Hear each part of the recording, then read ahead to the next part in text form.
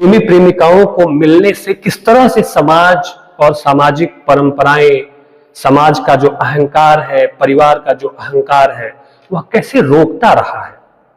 इसी तरह की एक बड़ी प्रसिद्ध कहानी है लैला मजनू की कहानी। सुनी है आपने? नाम तो बहुत सुना होगा। आपके परिचय में कोई लड़का या कोई पुरुष जिसे किसी लड़की से बहुत गहरा प्रेम हो जाए, जो दिन रात उठते जागते सोते बैठते अपनी प्रेमिका का ही नाम लेता हो, तो हम उसे क्या कहते हैं? ये तो मजनू है। ठीक है, मजनू जो था लैला मजनू की कहानी में, उसका असली नाम मजनू नहीं था, उसका असली नाम कैस था। और वह लैला के प्रेम में इतना दीवाना था, इतना पागल था कि लैला के अलावा और उसे कुछ याद ही नहीं रहता था, उसे कुछ सूझता ही नहीं था। तो लोगों ने उसे मजनू कहना शुरू कर दिया। मजनू का शाब्दिक अर्थ होता है दीवाना, पागल। पागलों की तरह, दीवानों की तरह टूट कर प्रेम करता था लैला को, इसलिए उसे मजनू कहा जाने लगा। ये जो लैला मजनू की जो कहानी है वह विश्व प्रसिद्ध कहानी है और अरबी मूल की कहानी है। मूलतः यह अरब मूल से संबंधित कहानी है, जो बाद में मध्य एशिया, ईरान और भारत में भी या अन्य सारे देशों में भी इसका बहुत प्रचलन है और लोक कथा के रूप में इसे सुना जाता है, सुनाया जाता है। ठीक है, अरब के ये जो कहानी है, अरब के एक कबीले में कैस नामक एक लड़का रहता था और वो बहुत सुंदर था, बहुत प्यारा था, बहुत अच्छा था। ठीक है, जब वह स्कूल में पढ़ने जाता है तो उसकी मुलाकात वहां पे लैला से हो जाती है। लैला भी बहुत सुंदरी थी, बहुत प्यारी थी। कैस और लैला के बीच में इस तरह से पढ़ने लिखने के दौरान दोस्ती, और दोस्ती से फिर उसकी शुरुआत प्रेम में हो जाती है। दोनों एक दूसरे से प्रेम करने लगते हैं और खूब प्रेम करने लगते हैं, गहराई से प्रेम करने लगते हैं। कैस का नाम फिर बदल करके मजनू हो जाता है, क्योंकि मैंने आपको बताया कि वह किस तरह से डूबा रहता था लैला के प्रेम में।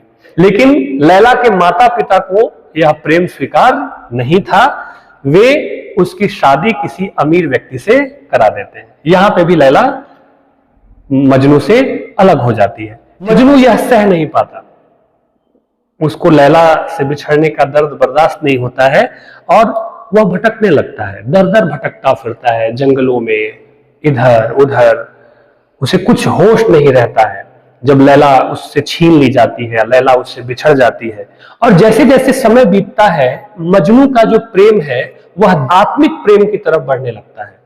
वह लैला को ईश्वर की तरह मानने लगता है। पेड़ों में, पक्षियों में, पशुओं में, हर कहीं वह लैला को देखता है। ऐसा प्रेम जो प्रार्थना में तब्दील हो जाता है। इतना महान प्रेम करता है मजनू लैला से, ईश्वर मानने लगता है अपने प्रेम को, इबादत करता है उस प्रेम की। और लैला की भी स्थिति बहुत गंभीर है। लैला बिछड़ के न तुझसे जीते हैं न मरते हैं, किसी शायर ने लिखा, बिछड़ के तुझसे न जीते हैं न मरते हैं, अजीब तरह के हादसों से गुजरते हैं। ये बड़ा हादसा है। तो लैला के साथ भी हादसा हो जाता है और जब वह बिछड़ जाती है तो बीमार पड़ जाती है, वह बहुत बीमार पड़ जाती है, इतनी बीमार कि धीरे धीरे, ठीक है, उस बीमारी से, विरह की बीमारी है वह मूलतः, उसे कौन ठीक कर पाएगा। अंततः उस बीमारी से लैला की भी मौत हो जाती है। मजनू को जब यह पता चलता है कि लैला अब इस दुनिया में नहीं रही, तो वह भागता भागता लैला की कब्र पर जाता है। और जब वह लैला की कब्र पर जाता है तो कब्र पर पहुंचते ही उसके प्राण निकल जाते हैं। वह जी नहीं पाता, अपनी प्रेमिका को इस तरह से कब्र में दफन वह देख नहीं पाता और उसके प्राण भी निकल जाते हैं। और मजनू फिर इस तरह से प्रेम का प्रतीक बन जाता है। लैला मजनू का प्रेम, प्रेम का महानतम प्रतीक बन जाता है। और मजनू की बात ही क्या, जो सब कुछ छोड़ सकता है लेकिन प्रेम नहीं छोड़ सकता, जिसके लिए प्रेम की कीमत प्राणों से भी बढ़कर है। प्राण तभी है जब प्रेम है, प्रेम नहीं रहा तो कुछ भी नहीं रहा। और अपनी प्रेमिका की कब्र पर पहुंचते ही वह अपने प्राणों का त्याग कर देता है, समाप्त हो जाता है। इतनी त्रासदी इन लोक कथाओं में आपको देखने को मिलती है, जहां महान त्याग, महान प्रेम रह न पाए एक दूसरे के बगैर, और अंततः प्राण दिए नहीं, प्राण चले गए। बड़ी महत्वपूर्ण बात है। प्राण दे देना एक अलग बात है। आजकल देखते होंगे आप, आए दिनों सुसाइड की घटनाएं सुनने को मिलती हैं। यह कायरता है।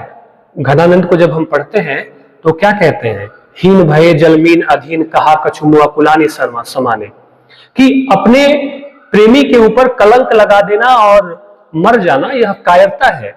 प्रेम में जीना होता है, उस विरह की आग में, उस मिलन की प्रतीक्षा में। एक अलग बात होती है उस विरह को जीना, उस प्रतीक्षा को जीना। और प्राण स्वतः चले गए, यह महान उत्सर्ग है, यह महान बलिदान है कि जब प्रेम ही नहीं रहा तो हम जी के क्या करेंगे, हम रहेंगे कहां से। ये सुसाइड नहीं है, ये आत्महत्या नहीं है। हम रह ही नहीं पाए, हम जी ही नहीं सके, खत्म ही हो गए प्रेम के जाने के बाद। यह एक बहुत स्वाभाविक घटना है जो इस तरह के महान प्रेमी प्रेमिकाओं के जीवन में घटी है। आई बात समझ में।